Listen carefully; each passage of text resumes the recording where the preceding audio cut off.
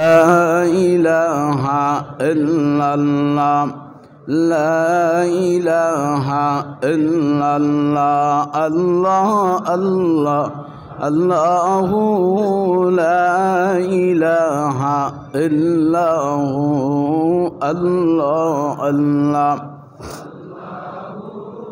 لا إله إلا هو الله الله الله الله الله الله الله لا إله إلا الله محمد رسول الله صلى الله عليه وسلم الحمد لله জামাতুল উলামা মাসের প্রথম জুমা আগত ঐতিহ্যবাহী শ্যামলী শাহী মসজিদের সম্মানিত মুসল্লিয়ান মুরব্বিয়ান যুবক ভাইয়েরা পর্দার আড়ালে সরল বলা আমার শুদ্ধ মা ও বোনেরা আসসালামু আলাইকুম রাহমাতুল্লাহ। মহান আল্লাহ জাল্লা শানুর অসংখ্য অগণিত শুকরিয়া আদায় করছি, যিনি আমাদেরকে সুস্থ রেখে হায়াত দিয়ে মুসলিম মিল্লার মিলন মেলা ইন্না আহাব্বাল বেলাদিল্লাহ তাবারক ওয়া তাআলা মাসাজিদুহা, আল্লাহর কাছে সবচেয়ে প্রিয় স্থান পৃথিবীর মধ্যে মসজিদ, সেই আল্লাহর বাড়িতে যিনি আসার তৌফিক দান করেছেন, সেই রব্বুল ইজ্জাতের সবটুকুন শুকরিয়া আদায় করে জবান খুলে কৃপণতা দূর করে আসুন সকলেই সমস্যারে অন্তরের গহীন থেকে আমরা সকলে একবার জবান খুলে বলি আলহামদুলিল্লাহ। তারই সাথে সাথে অসংখ্য অগণিত তার চেয়ে আরও অধিক দুরুদ সালাম পেশ করছি আকে মাওলা তাজদার মদিনা জাদ্দুল হাসান আল হুসাইন ইবনুজ জাবিহাইন বিশ্ব সভাপতি বিশ্বনন্দিত নবী সিরাজুম্মনির বদরুদ্দুজা নূরুল হুদা সাহেবে কাবা ও কাউসাইন সাহেবে মকামে মাহমুদ সাহেবে হাউজে কাউসার আখির জওয়ানার পয়গম্বর মোহাম্মদুর রসুল্লাহ সাল্লাল্লাহু আলাইহি ওয়াসাল্লামের শানে আসুন একবার প্রাণ ভরে দুরূদ পাঠ করি আল্লাহুম্মা সাল্লি ওয়া সাল্লিম ওয়া বারিক আলাইহি। সম্মানিত উপস্থিতি, আজকের জুমার আলোচনার বিষয় নির্ধারণ করা হয়েছে আহমিয়াতুল ইসার ফিল ইসলাম ও ফাদাইলু ও আহওয়ালুল ইসকান, অর্থাৎ ইসলামে পরোপকারের গুরুত্ব ও ফজিলত এবং হিন্দুদের উগ্র জঙ্গিবাদী সংগঠন ইসকনের কি কার্যক্রম, ভয়াবহ কী রূপ, এ বিষয় নিয়ে আমরা কথা বলবো।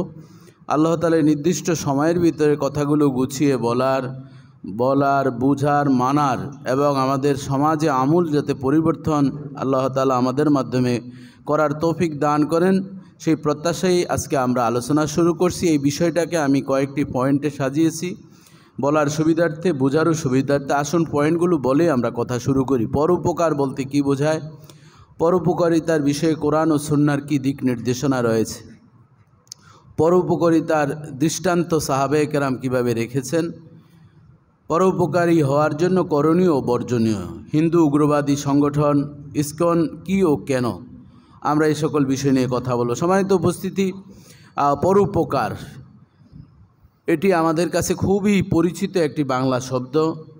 মানুষ মানুষের জন্য একটু সহানুভূতি পেতে পারে নাকি বন্ধু, আমরা বিভিন্ন ছন্দে ছন্দে এই কথাগুলো আমরা শুনি, আমরা স্লোগান দিয়ে থাকি, কারো উপকার না করতে পারলেও ক্ষতি করব না, এই কথাগুলো আমরা বলে থাকি। তো এই পরোপকারের আরবি হলো আল ইসার, পরোপকার। ইসারুন, ইসার শব্দের অর্থ প্রভাবান্বিত হওয়া, আবার ইসার শব্দের অর্থ হচ্ছে পরোপকার করা। তো আমরা স্বাভাবিকভাবে ইংলিশে অনেক সময় স্বাভাবিকভাবে আল্ট্রুইজম আমরা বলে থাকি যে এই আল্ট্রুইজম আমাদের সকলের থাকার দরকার। তো বিষয়টি যেমন আমাদের কাছে পরিচিত, করার ক্ষেত্রে আমাদের যথেষ্ট গাফলতি এবং কৃপণতা, বিভিন্ন সামাজিক বাধারও সৃষ্টি হয়ে থাকে পরোপকার করতে গেলে। তো আমরা এতক্ষণ পর্যন্ত পরোপকারের আরবি, ইংরেজি, বাংলা এর কতগুলো আমরা কনভার্ট করে আমরা কথাগুলো বললাম। এর আবিধানিক অর্থ স্বাভাবিকভাবে স্বার্থ ত্যাগ করে কারো পাশে দাঁড়ানো, তারপর নিঃস্বার্থে কাজ করা, ত্যাগ করা ইত্যাদি অর্থে এই সামর্থ্যবোধক অর্থ হয়ে থাকে। এক কথায় আমরা যদি বলি নিজের স্বার্থ ত্যাগ করে অন্যের কল্যাণে কাজ করার নামই হচ্ছে কি পরোপকার। মানে নিজের স্বার্থটাকে ছোট্ট করে দেখে পরের কোনো পাশে দাঁড়ানো, তার সহযোগিতা করা, সেটাকেই কি পরোপকার বলে। এটাকে খুব কঠিনভাবে আরও বেশি সময় নষ্ট করে বোঝানোর প্রয়োজন নেই, এটা আমরা বুঝি। এই পরোপকার কিভাবে করতে হয়। একজন ভাই হাঁটতে পারে না, তাকে আমি একটু ধরে হাঁটালাম। একজন মা বোন রাস্তা পার হচ্ছেন, একবার ডানে তাকান বামে তাকান, তার হাতে ব্যাগ আছে, ওই মুহূর্তে একটু গাড়ি থামিয়ে তাকে আমরা পৌঁছিয়ে দিলাম। বা একজন মানুষ অসুস্থ হয়ে পড়েছে, তাকে আমরা সেলফি তোলা ভিডিও এসব না করে তাকে চিকিৎসার ব্যবস্থা করে দেওয়া। এখন টাকা কি আমার পকেটেরই যাবে, নাকি এখান থেকে আমি খরচ করব 5,000, অন্তত 10,000 না পেলে কেমন হয়? এই ধরনের চিন্তাটাকে ত্যাগ করে আরেকজনের পাশে দাঁড়ানো, এটাকে কি বলা হয়? পরোপকার বলা হয়। তো যাই হোক, দেখুন আল্লাহ তাআলা এই ঈসার যে আরবি শব্দটি, সেটি আমরা কিন্তু সূরা বাকারার আমরা দেখতে পাই। আল্লাহ সুবহানাহু ওয়া তাআলা সূরা হাশরের 9 নম্বর আয়াতে আল্লাহ তাআলা এই পরোপকার শব্দটি বিশেষভাবে উল্লেখ করেছেন। আরও বিভিন্ন জায়গায় আছে, কিন্তু এখানে সরাসরি এই আয়াতটির মাধ্যমে পরোপকারের প্রতি উদ্বুদ্ধ করেছেন। কিভাবে? আনসারি সাহাবিরা, যাতে মুহাজির কারা রাসূলুল্লাহ সাল্লাল্লাহু আলাইহি ওয়াসাল্লামের সাথে যারা হিজরত করে এসছেন, তাদের তো এখানে মদিনায় আসার পর তাদের ভাই বোন স্ত্রী আত্মীয় স্বজন অর্থ সম্পদ কিছু আছে? একটু জবাব দিবেন, আছে কিছু? কারণ তারা তো একেবারে শুধু জানটা নিয়ে আসছে, আর কিছুই কি নেই। ওই মুহূর্তে তাদের উপকার করার মানুষ কারা? মদিনার যারা স্থায়ী বাসিন্দা। তো যারা সহযোগিতা করেছেন তাদের নাম কি? আনসার। অর্থাৎ আরবিতে নসরুন শব্দের অর্থ সাহায্য করা, আর আনসার মানে অধিক সাহায্য, মানে বহুবচন ব্যবহার করা হয়েছে। তো এই মুহাজির সাহাবীদেরকে কিভাবে সহযোগিতা করবেন আল্লাহ তাআলা তাদেরকে কি করে উদ্বুদ্ধ করেছেন। আবার দেখা যায় বিভিন্ন ক্ষেত্রে নিজে খাবার খেতে বসছেন, একজন অতিথি চলে আসছে।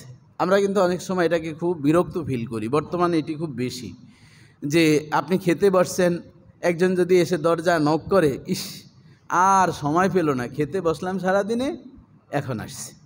এ ধরনের বলি কি বলি না? খুব বিরক্ত। আগে কিন্তু এমন ছিল না। ইব্রাহিম আলাইহিস সালামের এটা তো হলো নবী।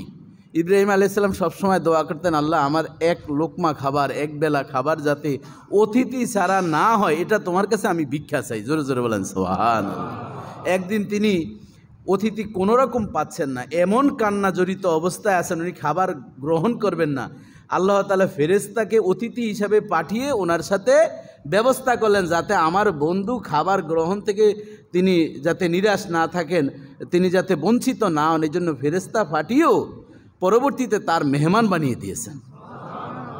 এই বিষয়গুলো কিন্তু আমরা ওয়াজে বলি, বিষয়টা কিন্তু বলা সহজ, মানাটা কি সহজ না কঠিন? অনেক কঠিন, অনেক কঠিন বাবা। এজন্য আজকের এই আলোচনা শুনলে আমরা কিছু হলেও নিজেদের ভিতরে অনুভূতি সৃষ্টি হবে। এজন্যই এই আলোচনাগুলো আপনাদের জন্য কষ্ট করে সাজানো গুছানো উপহার দেওয়া। বাবা জীবনধরা আমার, রব্বুল আলামিন এই ঈসার বা পরোপকারিতার বিষয়ে মানুষদেরকে উদ্বুদ্ধ করছেন। ওয়ায়ুথিরুনা আলা আনফুসিহিম ওয়ালাউ কানা বিহিম খাসাসা। আল্লাহ তাআলা বলেন, তাদের নিজেদের যত চাহিদা ছিল সব বাদ দিয়ে নিজেদের উপর অন্যদেরকে অগ্রাধিকার দিয়েছেন। ওয়ালাউ কানা বিহিম খাসাসা, যদিও তাদের অনেক হাজত প্রয়োজন ছিল, এরপরও অপর ভাইকে সহযোগিতা করাটা তাদের কাছে সবচেয়ে বেশি অগ্রাধিকার ছিল। জোরে জোরে বলেন সুবহানাল্লাহ। এই আয়াত নাজিল হয়েছে আনসারী সাহাবী আবু তালহা রাদিয়াল্লাহু তাআলা আনহুর বিষয়ে এবং তার স্ত্রী উম্মে সুলাইমের আতিথি প্রণতার বিষয়ে রব্বুল আলামিন এই কোরআনের আয়াত নাজিল করেছেন। এর কারণ ছিল রাসূলুল্লাহ সাল্লাল্লাহু আলাইহি ওয়াসাল্লাম একবার উদ্বুদ্ধ করেছিলেন সাহাবায়ে কেরামদেরকে, ও আমার সাহাবীরা, তোমরা ভালো জিনিসটা তোমরা দান করবে। রাসূলুল্লাহ সাল্লাল্লাহু আলাইহি ওয়াসাল্লাম উদ্বুদ্ধ করতে গিয়ে বলছেন, লা ইউমিনু আহাদুকুম হাত্তা ইউহিব্বা লি আখিহি মা ইউহিব্বা লি নাফসিহি, রাওয়াহুল বুখারী। রাসূলুল্লাহ সাল্লাল্লাহু আলাইহি ওয়াসাল্লাম বলেন, ততক্ষণ পর্যন্ত তোমরা প্রকৃত মুমিন হতে পারবে না যতক্ষণ পর্যন্ত যেই জিনিসটা তোমাদের কাছে খুবই পছন্দ অপরের জন্য যতক্ষণ পছন্দ না করবে। তোমার কাছে সবচেয়ে ফেভারিট বিষয়টা অপরের জন্য সেভাবে অগ্রাধিকার যতক্ষণ পর্যন্ত না দিবে, যত বড় বুজুর্গ সাজো, যত বড় শিক্ষিত হয়ে থাকো, যত বড় পীর হয়ে থাকো, যত বড় আলেম হয়ে থাকো, যত বড় ধনাঢ্যবান ব্যক্তি হয়ে থাকো, এডুকেটেড পারসন হয়ে থাকো, রব্বুল আলামিন তোমাকে কোনোদিন মুমিন বান্দাদের ডায়েরিতে নাম লিপিবদ্ধ করবেন না। এজন্য মুমিন হওয়ার জন্য লা ইউমিনু আহাদুকুম হাত্তা ইউহিব্বা লিআখিহি মা ইউহিব্বা লিনাফসিহি, নিজের জন্য যেটা ভালোবাসবে অপরের জন্য সেটা যতক্ষণ পর্যন্ত তোমার অন্তর থেকে ভালো না বাসা হবে ততক্ষণ পর্যন্ত তুমি মুমিন হতে পারবে না। জোরে জোরে বলেন আল্লাহু আকবার। বাবাজি বন্ধুরা আমার, এই জন্য রাসূলুল্লাহ সাল্লাল্লাহু আলাইহি ওয়াসাল্লাম সব সময় সাহাবায়ে কেরামদেরকে এই বিষয়টা উদ্বুদ্ধ করতেন এবং নিজেও সেই জিনিসটা আমল করতেন। যখন রাসূলুল্লাহ সাল্লাল্লাহু আলাইহি ওয়াসাল্লামের কাছে কোনো আগন্তুক ব্যক্তি আসতেন, নবীজিকে যদি কোনো খেজুর হাদিয়া দেওয়া হতো, জামানার পয়গাম্বর ওই খেজুরের ঝুড়ি থেকে নিজ হাতে বেছে বেছে সবচেয়ে উত্তম খেজুরটা অতিথিকে তিনি দান করতেন বা আপ্যায়নের ব্যবস্থা করতেন। জোরে জোরে বলেন সুবহানাল্লাহ। কারণ আল্লাহ তাআলা বলেছেন ওয়া আহসিনু ইন্নাল্লাহা ইউহিব্বুল মুহসিনিন। আল্লাহ তাআলা বলেন ও দুনিয়ার মানুষ, তোমরা উপকার করো, তোমরা পরোপকার করো, সদাচরণ করো, মানুষের সাথে উত্তম আচরণ করো। নিশ্চয়ই আল্লাহ সুবহানাহু ওয়া তাআলা যারা উপকার করেন, সদাচরণ করেন মানুষের সাথে, তাদেরকে আল্লাহ অধিক ভালোবাসেন। জোরে জোরে বলেন সুবহানাল্লাহ। তাহলে এই আয়াত থেকে, হাদিস থেকে কি বুঝলাম? যে মানুষের যারা উপকার করে তাদেরকে কে ভালোবাসেন? আল্লাহ সুবহানাহু ওয়া তাআলা ভালোবাসেন। শুধু তাই নয়, অসহায়দের পাশে দাঁড়ানোর বিষয়েও সূরাতুদ দোহায় আল্লাহ সুবহানাহু ওয়া তাআলা উদ্বুদ্ধ করেছেন যে অসহায়দেরকে ভালোবেসে অসহায়দেরকে উপকার তোমরা কিভাবে করবে। এজন্য আল্লাহ সুবহানাহু ওয়া তাআলা বলেন ফাআম্মাল ইয়াতীমা ফালা তাকহার ওয়া আম্মাস সাইলা ফালা তানহার। ও দুনিয়ার মানুষ, তোমরা এতিমদেরকে অবহেলা করবে না। এতিম, তার বাবা নাই, তার অর্থ সম্পদ নাই, সমাজের মধ্যে তার দাম নাই, এজন্য তাকে অবহেলা তোমরা কখনো করবে না। কারণ পৃথিবীর মধ্যে সবচেয়ে বড় এতিম করে আমার প্রিয় নবী মুহাম্মদুর রাসূলুল্লাহ সাল্লাল্লাহু আলাইহি ওয়াসাল্লামকে দুনিয়াতে রব্বুল আলামিন প্রেরণ করেছেন। এই জন্য নবী কেমন এতিম ছিলেন? জন্মের আগেই বাবাকে হারিয়েছেন। বাবাকে কোনোদিন তিনি দেখেন নাই। চোখের পানিগুলো মুছতেন। বন্ধুরা খেলা করতে যেত, বাবার কোলে উঠতে মন চাইতো, মাকে বলতো মাগো বাবা কোথায়? বলতো তোমার বাবা সিরিয়া দামেস্কে ব্যবসা করতে গিয়েছেন। তিনি সত্যিই বলছেন, কিন্তু নাই এই কথাটি বলেননি। কবে আসবে বাবা, কবে আসবে বাবা প্রশ্ন করেন, বারবার বলেন তোমার বাবা ব্যবসা করতে গিয়েছেন। 6 বছর হয়ে গেল। বলল মাগো আর কত বছর বাবা ব্যবসা করবে? আমাকে নিয়ে বাবার ব্যবসার জায়গাটা একটু পরিচয় করিয়ে দাও, বাবাকে আমি একবার দেখে আবার চলে আসবো ঘুমা। মার সাথে চলে গেলেন। যখন তিনি চলে গেলেন, যে জায়গায় বাবা ইন্তেকাল করেছেন সেখানে তিনি দাঁড়িয়ে বললেন, ও বাবা এতদিন তোমাকে বলছিলাম তোমার বাবা ব্যবসা করতে গিয়েছে, সত্যি ব্যবসা করতে গিয়েছে, আসার পথে তোমার বাবা স্থানে ইন্তেকাল করেছেন, আর কোনো দিন তোমাকে বাবা বলে ডাকতে পারবে না, তুমি আর কোনো দিন আব্বু বলে ডাকতে পারবে না। জামানার পয়গম্বর 6 বছর বয়সে বাবার কবরের পাশে ফাবাকা ও আবকা নিজে কান্না করলেন, অন্যরাও আমার নবীর কান্না দেখে কান্না করলেন। আবার পথিমধ্যে আসার পথে মাও দুনিয়ার জমিন থেকে বিদায় নিলেন। এজন্য আল্লাহ সুবহানাহু ওয়া তাআলা জামানার পয়গম্বরকে বলেন, নবী গো আপনি তো এতিম হয়ে দুনিয়ার জমিনে আগমন করেছেন, জন্মগ্রহণ করেছেন, আপনার সে অসহায় এতিম আর পৃথিবীতে কেউ নাই। এই জন্য এতিমদেরকে কখনো আপনি অবহেলা করবেন না। ও আম্মাস সাইলা ফালা তানহার, আর কোনো দিন ধমক দিবেন না। যারা সাইল, যারা ভিক্ষুক, যদি তুমি না দাও, সুন্দর একটা আচরণ করে তাকে বিদায় করে দাও, কিন্তু তোমার কাছে চাওয়ার কারণে তার গায়ে হাত দিবে না, কটু কথা বলবে না। যদি অবহেলা করা হয়, কটু কথা বলা হয়, তাহলে এর প্রকার অন্তরে আমার পয়গম্বরকেই করা হয়। কথা ঠিক কিনা বলেন? আমার নবী তো এতিম ছিলেন, আমার নবী দুস্থ ছিলেন, বকরি চড়াতেন, তিনি কাজ করে খেতেন। চাচার বকরিগুলো তিনি চড়াতেন। এভাবে করে করে জামানার পয়গম্বর বড় হতে লাগলেন। এজন্য রব্বুল আলামিন শিক্ষা দিয়েছেন পরোপকার করার জন্য। এতিম তুমি বাঁচবে না, অসহায় বাঁচবে না, নিচের বংশের মানুষ তুমি খুঁজবে না। যার ভিতরে দিনদারিতা আছে, যে তোমার কাছে সাইল, যে তোমার কাছে অসহায় মনে হয়, তাকেই তুমি তার পাশে, তার অন্ন বস্ত্র বাসস্থানের জন্য যদি তুমি তার পাশে দাঁড়িয়ে যাও, রব্বুল আলামিন তোমাকে মুমিন বান্দা হিসাবে ডায়েরিতে কবুল ও মঞ্জুর করে নিবে। সাইল আসছে, রাসূল ইসলাম বলছেন, সাহাবায়ে কেরাম বলেন, ইয়া রাসূলুল্লাহ, এই মদিনার জমিনে বহু ভিক্ষুক, এখন তো আমাদের দেশে পেশাদারের ভিক্ষুকই বেশি, মানে আমাদের যারা ভিক্ষুক, সত্যিকার ভিক্ষুক এখন খুঁজে পাওয়া কি কঠিন। কিন্তু এরপরেও রাসূল ইসলামকে সাহাবায়ে কেরাম যখন জিজ্ঞাসা করলেন, ইয়া রাসূলুল্লাহ, মদিনার ভিতরে কিছু পেশাদার ভিক্ষুক দেখা যাচ্ছে, আল্লাহ রাসূল বলছেন, যদি ওই পেশাদার ভিক্ষুক তোমার কাছে লাল ঘোড়ায় সাওয়ার হয়েও যদি তোমার কাছে এসে ভিক্ষা করে, ভিক্ষা চায়, তারপরও তার সাথে পালা তানহার, তাকে তুমি ধমক দিও না, উত্তম আচরণ করে তাকে বিদায় করে দাও। কেমন সাম্যের নবী ছিলেন, কত সুন্দর আচরণের। কি বলছেন, লাল ঘোড়া কি পাওয়া সহজ না কঠিন? লাল ঘোড়া কয়জনে আমরা দেখছি। তো এই জন্য রাসূল ইসলাম এমনভাবে উদাহরণ দিলেন যে হ্যাঁ, এমন একটি সময় আসবে ভিক্ষুকের সংখ্যা বেড়ে যাবে, এর জন্য তাদেরকে মারধর করা যাবে না, তাদের সাথে খারাপ ব্যবহার করা যাবে না, তুমি সুন্দর আচরণ করে তাকে বিদায় করে দাও। এরপর আল্লাহ সুবহানাহু ওয়া তাআলা কুরআনুল কারীম সূরাতুল জিলজালের 7 এবং 8 নম্বর আয়াতে বলেন, মানুষের সাথে তুমি যদি ভালো আচরণ করো সেটাও আল্লাহ দেখেন, কোন নিয়তে কি আচরণ করেন সেটাও দেখেন, তুমিও দেখবা। শুধু আল্লাহ যে দেখেন তা নয়, সব কাউন্ট করে নিচ্ছেন কে? فَمَن يَعْمَلْ مِثْقَالَ ذَرَّةٍ خَيْرًا يَرَهُ وَمَن يَعْمَلْ مِثْقَالَ ذَرَّةٍ شَرًّا يَرَهُ। তুমি কার সাথে কেমন আচরণ করলে, কাকে তুমি উপকারের জন্য পাশে দাঁড়ালে না স্বার্থের জন্য দাঁড়ালে, সব আমলগুলো জাররা জাররা পরিমাণ, ভালোটা যেমন কাউন্ট হবে, খারাপটাও তেমন কাউন্ট হবে।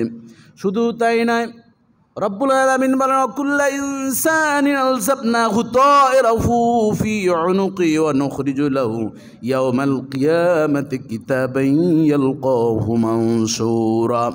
তুমি যা আমল করবে, তোমার এই ঘাড়ে একটা মেমোরি কার্ড রয়েছে, ওই মেমোরি কার্ডের মধ্যে সব কিছু তোমার জমা হয়ে যাবে। অনুখরিজু লাহু ইয়াওমাল কিয়ামাতি কিতাবান ইয়ালকাহু মানসুরা। আমি হাসরের কঠিন ময়দানে তোমাদের সামনে এভাবে নিক্ষেপ করে বলবো, ইকরা কিতাবাকা, তুমি যা আমল করেছো, কাকে কয়টা উপকার করেছো, কাকে কয়টা ক্ষতি করেছো, তুমি তোমার আমল নামা তুমি পড়তে থাকো। কাফা বি নাফসিকা, তোমার আমল নামা হিসাব করার জন্য আলাদা বিচারকের প্রয়োজন নাই, নিজের হিসাবটা নিজেই সেদিন নিজেই কষাতে পারবে এবং নিজের ফলাফল নিজে তুমি সেদিন দিতে পারবে। এজন্য বাবাজি বন্ধুরা আমার, রব্বুল আলামিনের জন্যই বলছেন, ফামান ইয়ামাল মিসকালা যাররাতিন খায়রান ইয়ারা। তুমি কেমন আচরণ করেছো সব কিছু তোমার কাউন্ট হচ্ছে, সব তোমার জমা হয়ে রয়েছে।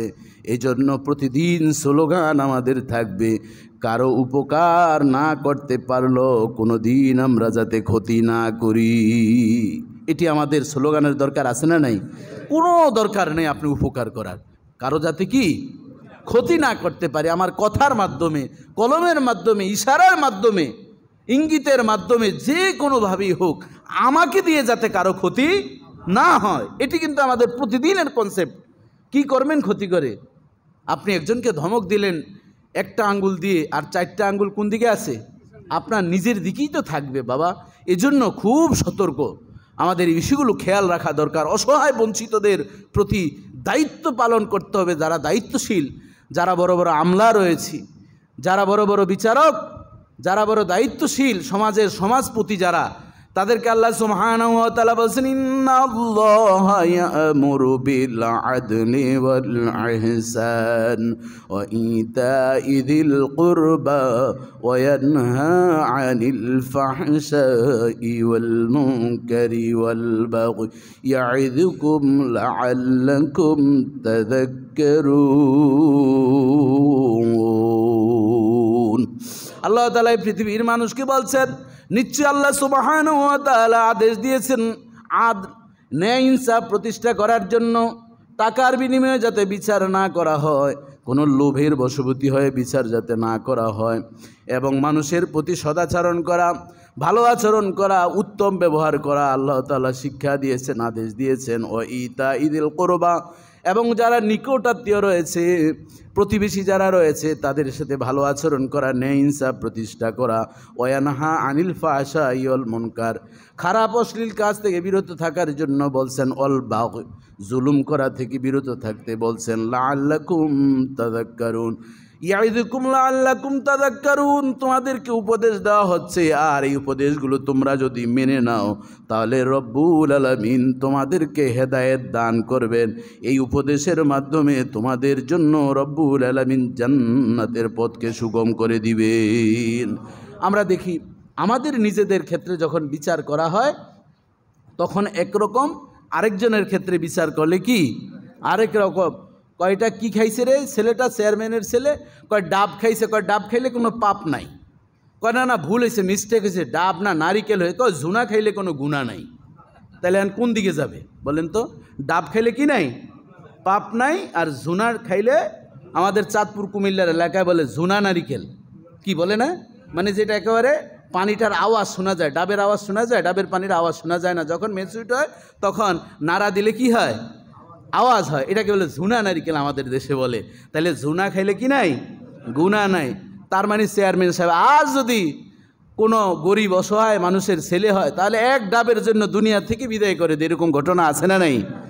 একটা মোবাইল না দোকান থেকে একটা 10 টাকা দামের বা 5 টাকা দামের একটা বনরুটি খাইছে, এটার জন্য শিকল দিয়ে বেঁধে কতজনে যে মারছে এই বাংলাদেশে, এই ঢাকার শহরের ঘটনা, এরকম ঘটনা আছে না নাই?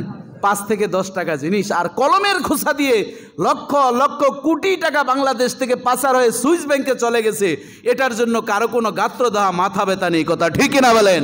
এই সব জবাব কিন্তু আল্লাহর দরবারে দিতে হবে।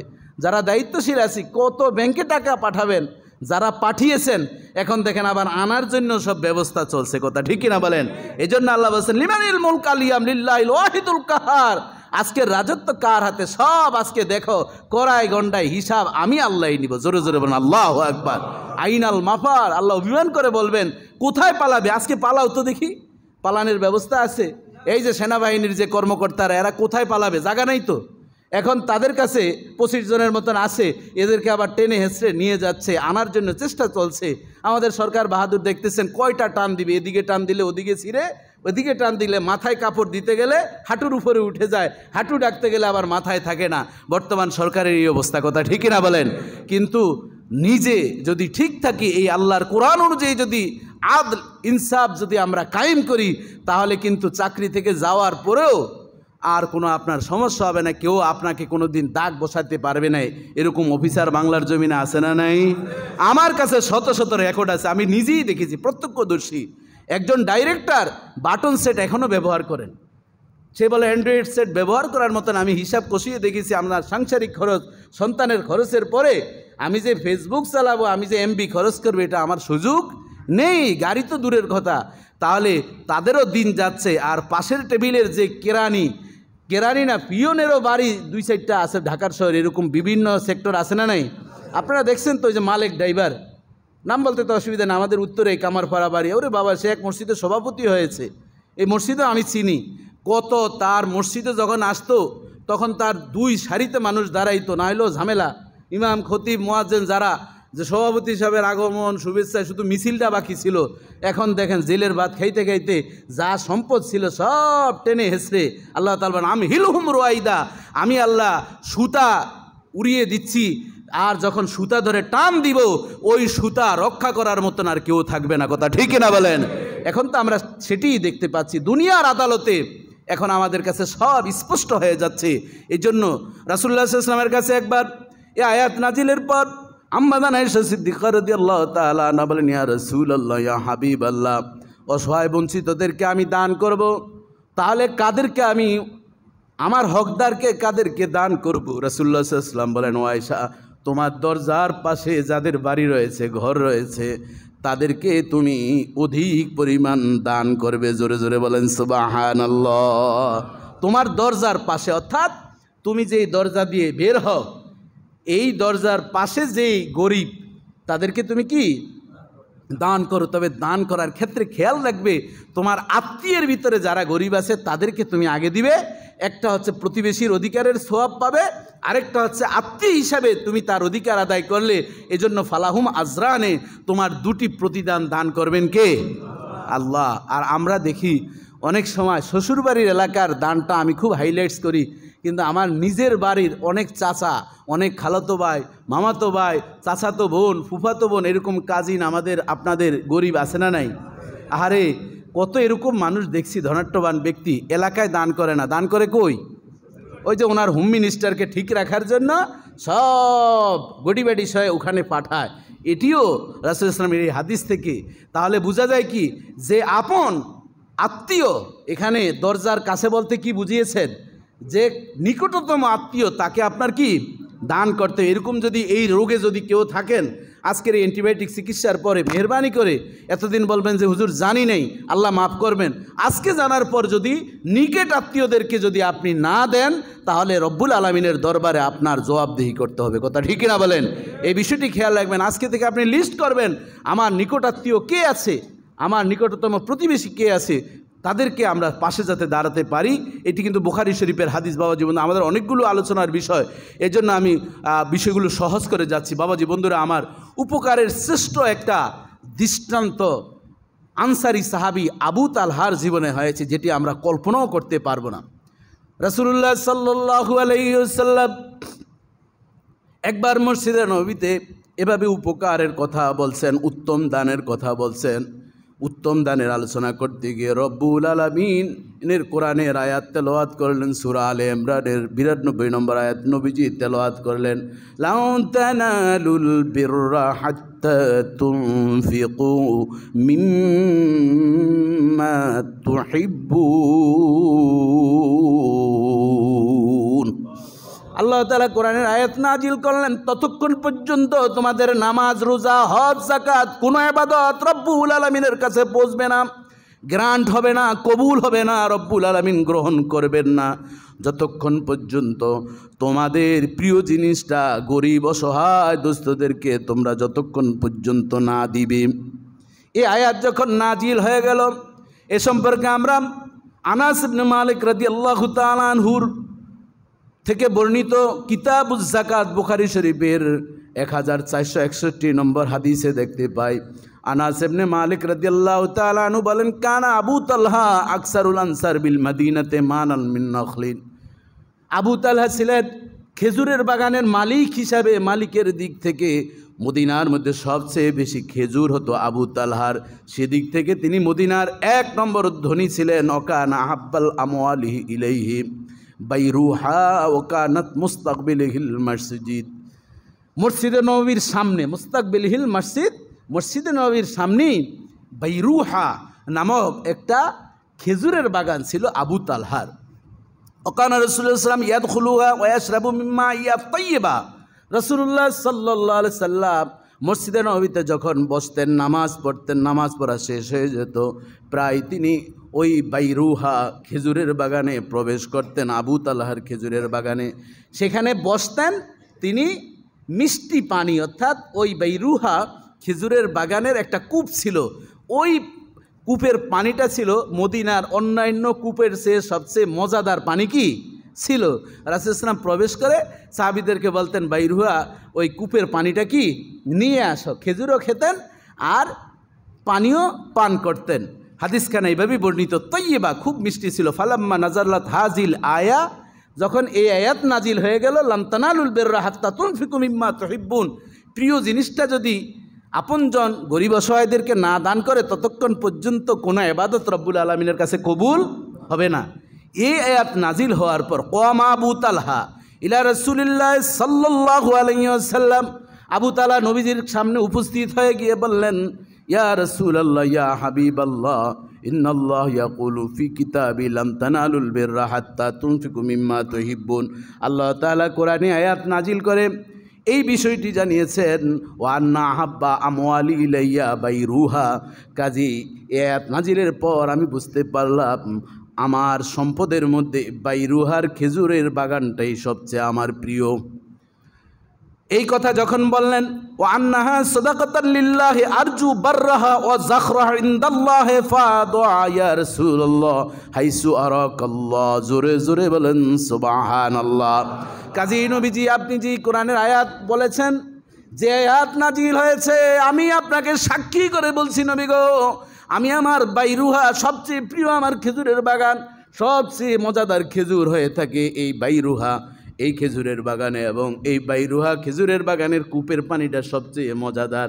আমি এই বাইরুহার খেজুরের বাগানটা আল্লাহ এবং তার রাসূলের ইসলামের জন্য আমি দান করে দিলাম। আরজু বাররাহা ওয়া যাখরাহা ইনদাল্লাহ। আমি চাই আল্লাহ যাতে আমার এই নেক আমলটা কবুল করে নেন এবং আমাকে যাতে প্রতিদান দান করেন। ফাদুআ ইয়া রাসূলুল্লাহ সাল্লাল্লাহু আলাইহি ওয়াসাল্লাম হাইসু আরাকাল্লাহ ফাকাল রাসূলুল্লাহ সাল্লাল্লাহু আলাইহি ওয়াসাল্লাম বাখে যালিকা মালুর রবে, যালিকা বাখে যালিকা মালুর রবে। রাসূলুল্লাহ সাল্লাল্লাহু আলাইহি ওয়াসাল্লাম বলেন, কতই না উত্তম কাজ করেছ তুমি, তোমার পরকালের বিজয়ের জন্য সবচেয়ে উত্তম একটা সিদ্ধান্ত নিয়েছ। পরকালের বিজয়ের জন্য কি নিয়েছ? উত্তম সিদ্ধান্ত নিয়েছ। ওয়াইন্নি আরা আনতা জালাহা ফিল আকরাবাইন ফাকাল আবু তালহা আফআলু ইয়া রাসূলুল্লাহ ফাকাসামা আবু তালহা ফি আকারিবিহি ওয়া বানি আম্মিহি। জোরে জোরে বলেন সুবহানাল্লাহ। রাসূলুল্লাহ সাল্লাল্লাহু আলাইহি ওয়াসাল্লাম বললেন, ঠিক আছে, তুমি ইসলামের জন্য দান করেছো ও আবু তালহা, তবে আমি তোমাকে বলছি তোমার নিকট আত্মীয়ের মধ্যে যারা সবচেয়ে বেশি অসহায় তাদেরকে এই বাইরিহা খেজুরের বাগানটা তুমি বন্টন করে দাও। তাহলে এখানে কি বোঝা গেল? পর উপকার করার জন্য সবচেয়ে বেশি হকদার কে? এই যে দেখেন বুখারী শরীফের হাদিস, রাসূল সাল্লাল্লাহু আলাইহি ওয়াসাল্লাম বলছেন ফাকাল আবু তালহা আফআল ইয়া রাসূলুল্লাহ আবু তালহা ফি আকারিবিহি অবনাই আম্মিহি। সে তার চাচাতো ভাই, এরা গরিব ছিল, তাদেরকে ডাক দিয়ে এসে বলল, তোমাদেরকে এই খেজুরের বাগানটা একটুক একটুক একটুক করে আমি তোমাদেরকে দান করে দিলাম, যতদিন তোমরা বেঁচে থাকবে ততদিন পর্যন্ত তোমরা এই খেজুরের বাগানের ফল তোমরাই গ্রহণ করবে। জোরে জোরে বলেন সুবহানাল্লাহ। নবীজি কিন্তু নিজে নিলেন না, নিজে বললেন কি, তোমার নিকটাত্মীয় গরিব যারা আছে তাদেরকে দান করে। তাহলে কি কোন দিকে দিবেন? নিকটাত্মীয় কি শ্বশুরবাড়ির এরা নাকি নিজের বাবার দিকের?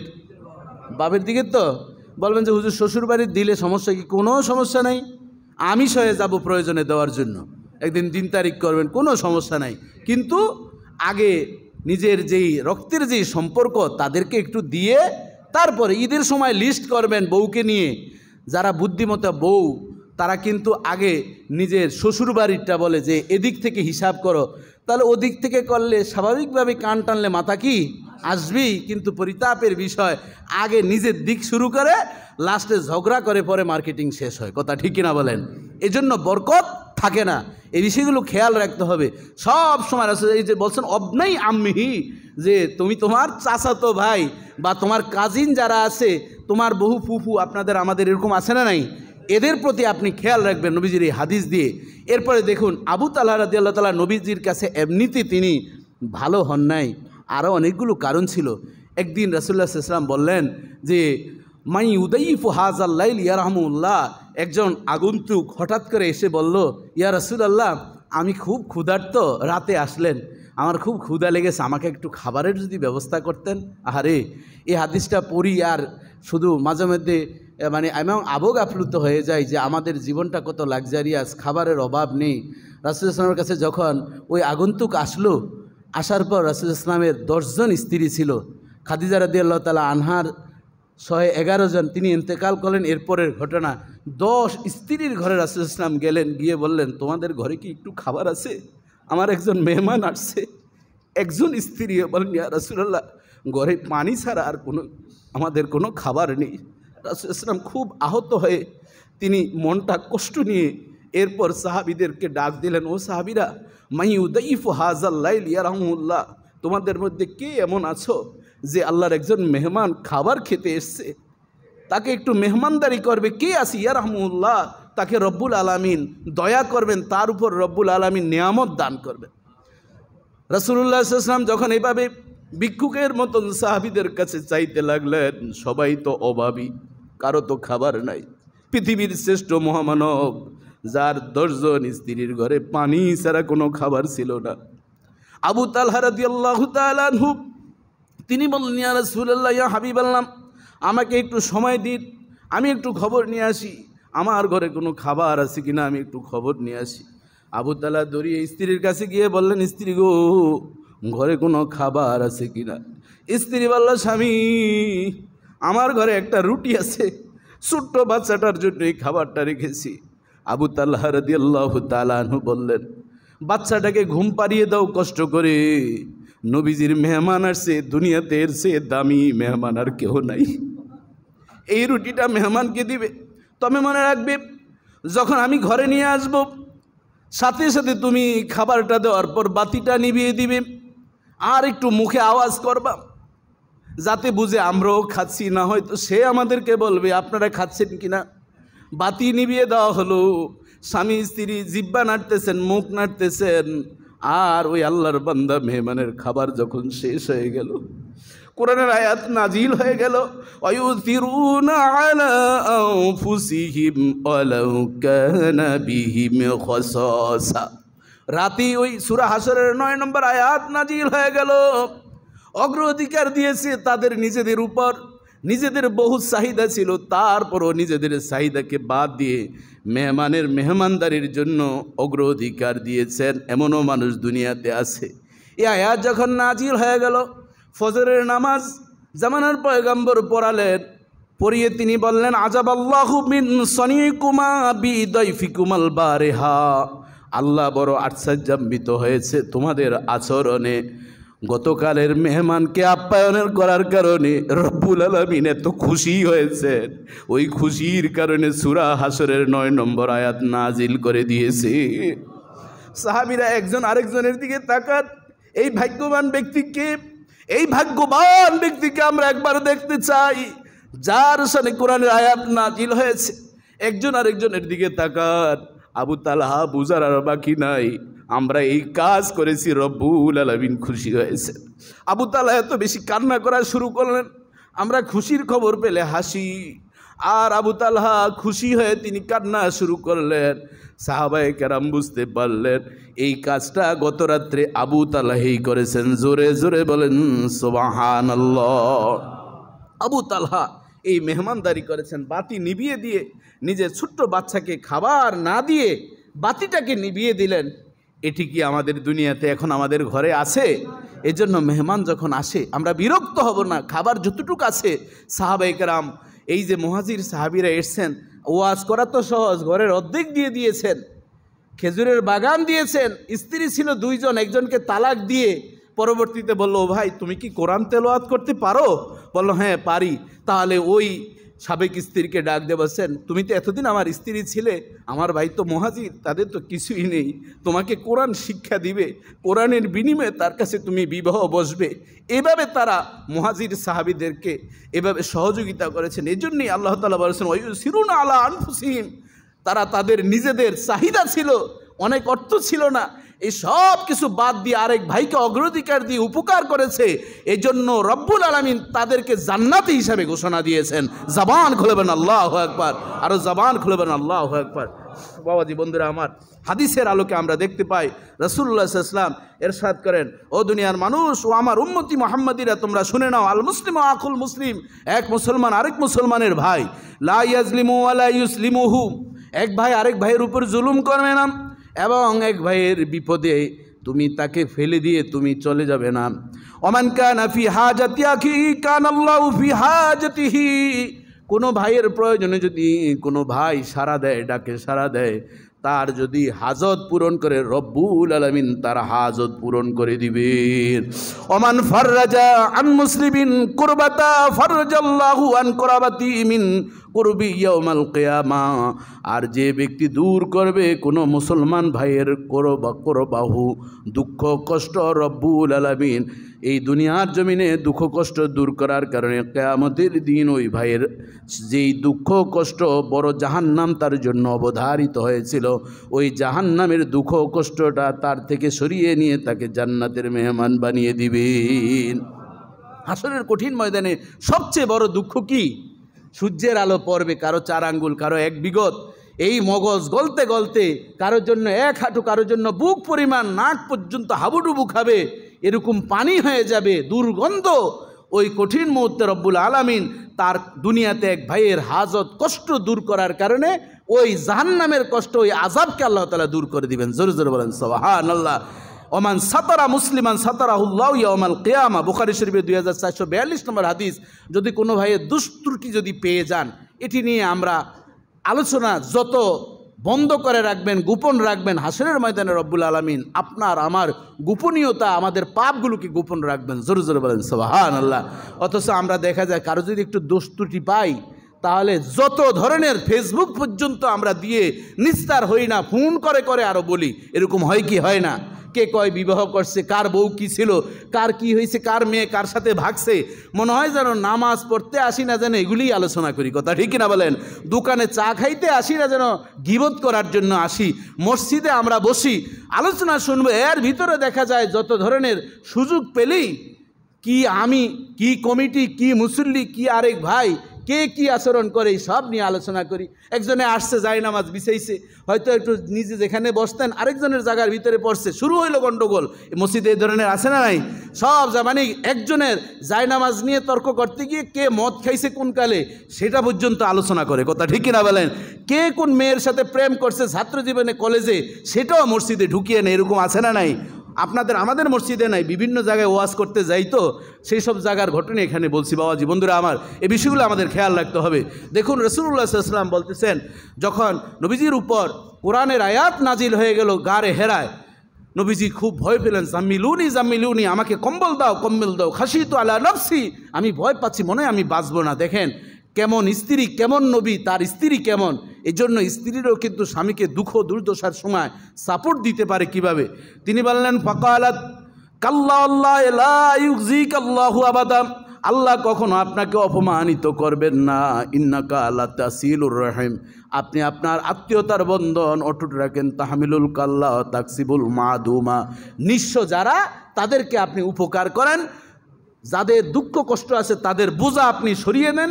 অতাকরুদ্দাইফ, এবং মেহমানদারিতে আপনি সবচেয়ে 1 নম্বর। অতঈনু আলা নওয়াইবুল হক, বিপদগ্রস্তদেরকে আপনি সহায়তা করেন। কাজে আল্লাহ তাআলা আপনাকে এত তাড়াতাড়ি কোনো ক্ষতি করবেন না। এই যে নবীজিকে উৎসাহ উদ্দীপনা দিয়ে ওরাকে ইবনে নওফল চাচাতো ভাইয়ের কাছে নিলেন, তখন বললেন, এই আলামত যার ভিতরে আছে, তাওরাত আর ইনজিলে আমি পড়েছি, তিনিই হবেন শেষ জমানার নবী। কাজেই খাদিজা, তুমি বড় ভাগ্যবতী, তোমার স্বামী হচ্ছে আখির জমানার পয়গম্বর মুহাম্মদুর রাসূলুল্লাহ সাল্লাল্লাহু আলাইহি ওয়াসাল্লাম। জোরে জোরে বলেন সুবহানাল্লাহ। সম্মানিত সুধী, আরও অনেকগুলো বিষয় রয়েছে, আমরা আজকে আর